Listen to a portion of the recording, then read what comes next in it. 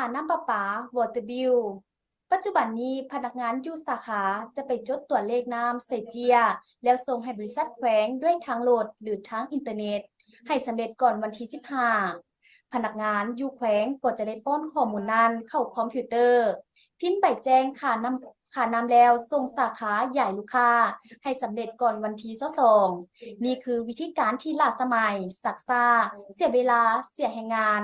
บางเดือนก็บ่ทันตามกำหนดเวลาควรจะหันมาเป็นวิธีการที่ทันสมัยดังนี้ติดตั้งโปรแกรมพิมพ์บิดอยู่สาขาหรือใส่แท็บเล็ตเพื่อพิมพ์บินกับที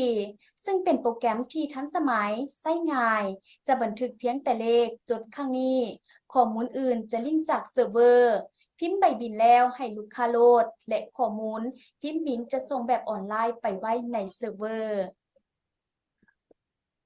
อันนี้ก็คือหน้าตาของโปรแกรมพิมพ์บินโปรแกรมนี้ก็ง่ายดายและทันสมัยสามารถติดตั้งอยู่ในคอมพิวเตอร์หรืออยู่ในแท็บเล็ตโน้ตบุ๊กเคลื่อนที่ไปเฮือนประชาชนหรือว่าผู้ใช้น้ำและสามารถพิมพ์บินอยู่กับที่ซึ่งว่าตัวอย่างคือเอาจากพิมพ์บินของผู้ใดผู้หนึ่งเนาะอยู่ในนี้เขาก็เลือกชื่อหรือจะเขียนก็ได้เนาะจากนั้นก็สามารถบันทึกเนาะตัวเลขจดขังนี้บ่นี้โตเดียวแล้วก็สามารถพิมพ์ใบหับเงิน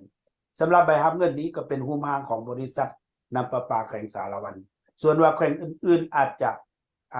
บ่คือกันว่าซั่นซะและพวกเราสามารถดัดแปลงให้แก่พวกบริษัทต่างๆที่ต้องการ